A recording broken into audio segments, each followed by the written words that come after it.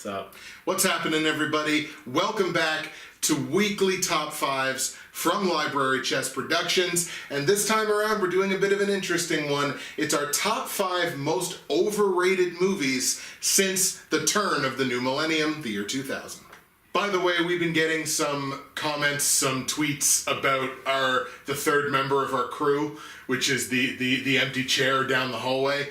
And why it's there and whose it is. It's not nobody's chair, it's Castle's chair. So let's show some respect.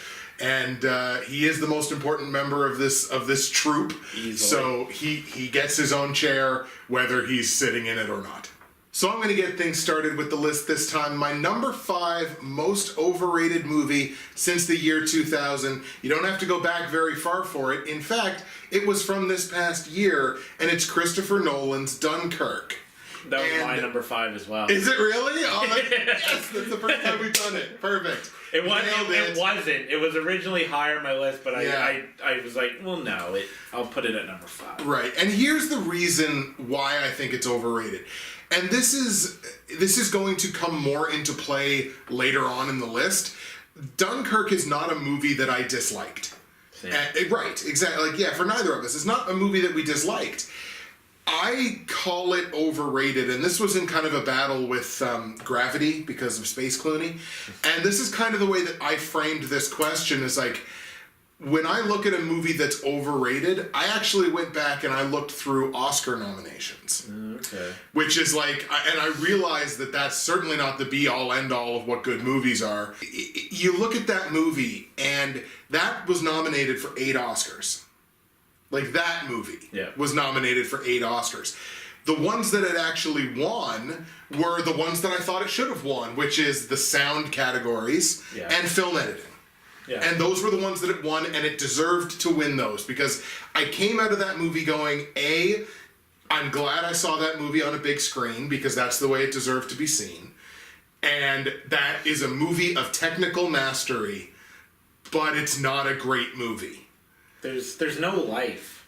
Right. It's like beautiful in what it is, but there's no real life to it, which is what my main issue was. Yeah. Telling this horrific story, but I just didn't even feel like it was that horrific, because the movie just didn't do a great job of showcasing it. There's been lots of really great war movies that have done that, but this has not. So, yeah, that's basically why it's my number 5, and that's sort of the way that I've framed this question, is I kind of looked at the very least, like, Best Picture nominations, and I'm like, why was this nominated for Best Picture? Or, like, geez, this is not good enough to be nominated for this or get this many nominations or whatever. So that's why Dunkirk's my number 5. Yeah, anytime you deal with overrated, it's kind of hard to define it, because is it overrated based on your own group of people that you are in, or the places you visit on the internet? But those are all small sample sizes, so there's no right way before anybody says it. There's no one way to define overrated. Critics didn't necessarily love it. No. They weren't... the critics that I pay attention to don't necessarily love it, but when you did a poll, everyone was saying Dunkirk or Baby Driver. Yeah. But Dunkirk, and it seemed like regular people were Dunkirk. So that's basically how I chose Dunkirk for that poll, by the way, was what was your favorite movie this year? Yes. Worth pointing out, 92% fresh on Rotten Tomatoes, which doesn't surprise me. And I think it was like 96% on Metacritic or something like that. So again, those two things aren't particularly surprising. So since we had the same number 5, I'm just going to go ahead and state my number 4. And this is the first instance of a movie showing up that at the time I would say I more than liked, I actually loved. So I fell into the hype at the time, and I still don't dislike this movie. I realized that I sort of completely fell into, like, the lead cabin on the hype train. So my number 4 is Avatar. And that's a movie that I gave, like, a 90, I'm pretty sure, which anybody that kind of knows the way that I rank movies, like, 85s I'll give routinely, but 90 and above, it takes a lot. And I think I might have even given Avatar a 95. Oh, geez. So, that's like, rarefied air. It is. It really is. Like, that's up in, like, favorite movies of all time category.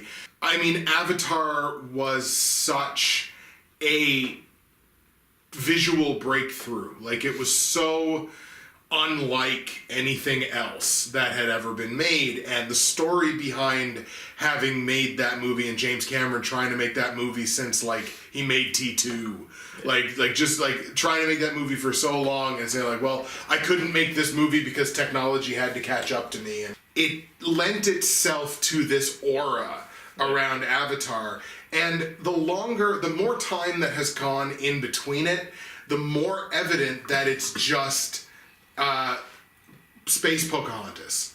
Like, that's what that movie is. That's what it boils down to. It's Pocahontas in space with a little bit of Fern Gully.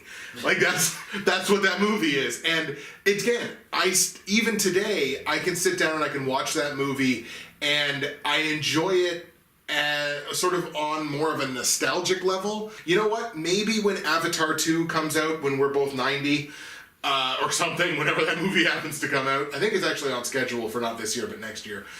So when that comes out, maybe I'll just dive right back onto the hype train. Like, that's entirely possible, but I definitely allowed myself to sit on that hype train, and again, I'm pretty sure Avatar had 12 or 13 Academy Award nominations, including Best Picture, and again, I certainly was not the only person that got caught up in the hype train with that. So Avatar is my number 4 most overrated since 2000.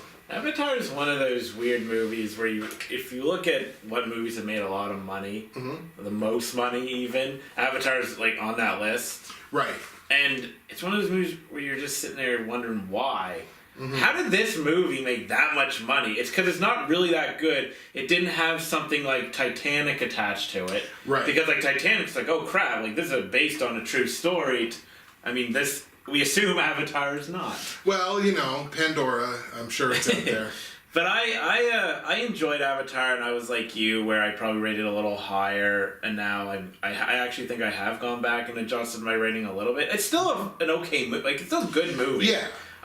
My problem is, in my original review I wrote for it, it was basically, this movie goes from, oh, good, to crappy, to awesome, good, crappy, awesome. Like, that's how the movie went like this. Yeah. And I was like, how do I give that an 85 when there's that much crap? Where do you find the balance? Yeah, so I've had to do the same, where I look back, the more distance. Like, I don't care about the second one at all. But the first one was fun. It was a fun movie, had some good moments, also had some bad moments. Yeah. Alright, continuing on is my number 4. A movie that I kind of thought you were going to say for some reason. I was hoping that you would say it only because we would have 2 in a row that were the same. Yeah, really. Yeah, it's true. But this was asking for too much, because this is one of your boys that I'm going to call out here. Okay. My number 4 is Boyhood by Richard Linklater, who I know you're quite a big fan of. It's true. I am a monstrous Richard Linklater fan. I don't think this movie's bad. And to be fair, I don't know that any of these movies on my list I think are actually bad. Right. Just overrated doesn't mean I have one that I think is actually objectively bad. But go ahead. I have one as well. Right, I have one as well. There are good things about this movie. The gimmick of it, where it was recorded over so many years. That's interesting, and it's impressive that it didn't lose control of itself. I thought the opening scene was, with the song Yellow, I think it was strangely profound to me. I don't know why. Right. But I thought I was going to love this movie, and I came out of it being, well, that was good. And that's how I feel about Linklater. I'm not an expert on him. I've seen, 4 movies of it. I don't know how many I've seen. Okay. And I don't think I've ever come out of it being like, oh yeah, that movie was great. Right. Boyhood might be one of his best that I've seen, but I don't know. For some reason, Linklater does not grab me. I just can't really get into it that much. And it's overrated because everybody loved it. Yeah. It was, oh, look at this impressive feat that Linklater has done over like 12 years or whatever. I don't know how many years it was. Yeah. I thought, well, that's fine. I'm pretty sure it was at least 10. Yeah, I thought that was fine. And it's a cool gimmick that's done well, but I don't think that was enough for me to love this movie. But I think it's good. I think it's a good movie. I just have no interest in seeing it ever again. Right, fair enough. So what we've established is you hate. I hate him. I wish nothing but the worst. Wow, that's going hard. He's a good director. Absolutely. I just don't love his work. So it's time for my number 3, and since Tyler decided to go hard on one of my boys, I'm going to decide to also go hard on one of my boys. my number 3 most overrated movie since the year 2000 is The Lord of the Rings, The Two Towers. Oh, snap. Yeah. Not even the first one? The second one? No, the second one. And the reason that I say that is... And it even hurts me to say this, but because I've sat down and I recently rewatched all 3 of them, I might say that in comparison to, certainly in comparison to Return of the King, and in comparison to the best parts of Fellowship, the only good part of Two Towers is Helm's Deep. Now, granted, that's like half the movie. So like the whole Helm's Deep section is great. And I would argue that almost everything else in that movie is, at best, average for Lord of the Rings. I look at Two Towers and I'm like, it's clearly the weakest of the 3 of them. And if Helm's Deep was either not there or different or not quite as good as it wound up being, that to me would be a very mediocre movie. But it's still a movie that especially Rings fans... And I mean, Rings fans are kind of divided on which is better, that first movie or the second movie. To me, it's still the first movie, even though it's slow as molasses in winter. That's okay to me because you're establishing the Tolkien world. But yeah, it's Two Towers is number 3. And again, it's a movie I really like, but... I hold it to such a high standard, and so many other people do, that for what the actual movie is itself, it had to land on this list. Oh, snap. He's going hard on Lord of the Rings. I know. I went hard on but like, Peter Jackson is my boy. I should have his face tattooed onto my face. That's how much I like Peter Jackson. Okay, continuing on with mine. Number 3 is Children of Men. Now, I don't remember. Was this nominated for Best Picture? I feel like it was. And I should have loved this movie. Like a dystopian movie. Just, I should have really loved this movie. And ultimately, I was not able to get emotionally invested in this whatsoever. And that was a real problem for me because people really like this movie. It doesn't necessarily get talked about a whole lot, but I noticed that when people mention best sci-fi movies of since whatever, Children of Men is on there. And outside of the long tracking shot at the end, like near the end, I think that's fantastic. Right. Because that was impressive. Because it's just Tarkovsky. No? Yeah, that's some good work. Yeah. And I don't expect the whole movie to be like that, but that's some good work. But outside of that, I'm just sitting there watching it, and I just can't get into it. Because I should have. I like the plot, I like the actors, I like kind of how it's shot. I mean, he's a talented director. This is going to be a short pick. Because all I can really say is I just didn't care when watching it. And if you don't care during a movie, sometimes you can't really quantify why you don't care. I guess I could say I just don't think it was written well and whatever, and that's why I wasn't emotionally invested. But a movie like that should have got me involved. It's an okay movie. Like almost all of these on my list. I think it's okay. But when you factor in that I thought it was okay and everyone else thought it was awesome... That's the definition of overrated to me, in my mind, right? So yeah, number 3 is Children of Men. I can't remember what I felt about that movie. I think I remember liking it. It is kind of weird when you run into a movie like that it's like, this ticks all the boxes that I should like. And at the end of the day, you walk out of it and you go like, it was fine. Yeah. Right? Like, but that, if that's the best that you can say about a movie that you really should have liked, and it's not like a Valerian situation where it's like, this has all the things that I should like, but it's garbage. But it's not that. It's Children of Men's not garbage. It's just not amazing. Yeah. All right, my number 2 most overrated movie since the year 2000 is going to be an incredibly quick one because it's a movie that I remember watching once and I will not ever watch it again, and I believe I remember watching it in university, I think it was. It's Moulin Rouge. Oh, Lord. And why is it on this list? Why is it overrated? Because when Moulin Rouge came out, everyone was like, oh my god, this brought back the cinematic musical.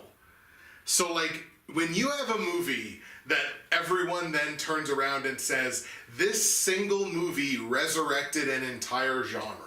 Yeah.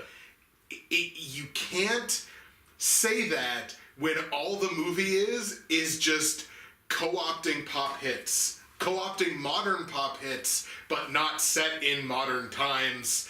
And that movie, again, that movie is just so ridiculous. And not ridiculous in, like, an endearing way, because it's Baz Luhrmann who almost destroyed The Great Gatsby.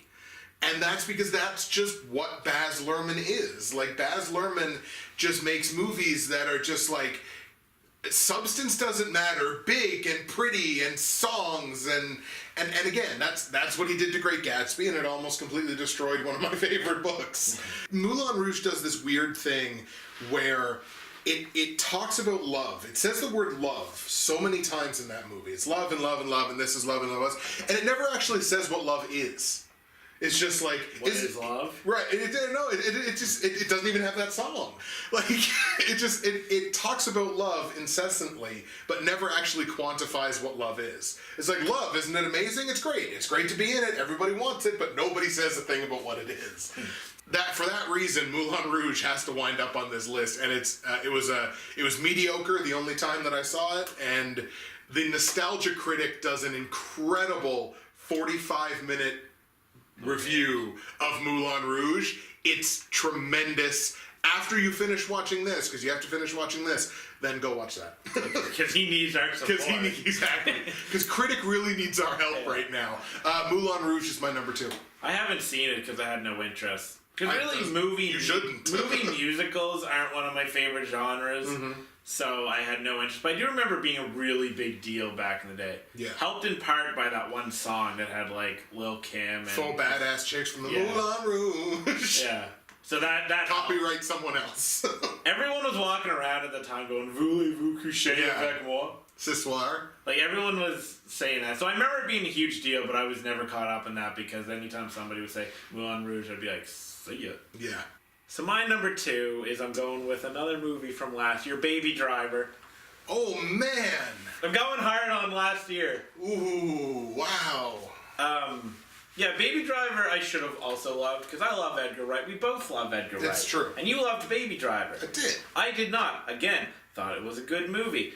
Liked its usage of music in relation to how it's edited together and all that. But the beginning I liked, the end I liked, everything in between I was just sitting there being like, this is an okay Edgar Wright movie, but this is not at all as good as Hot Fuzz, Shaun of the Dead, even The World's End, like, which I enjoyed quite a bit.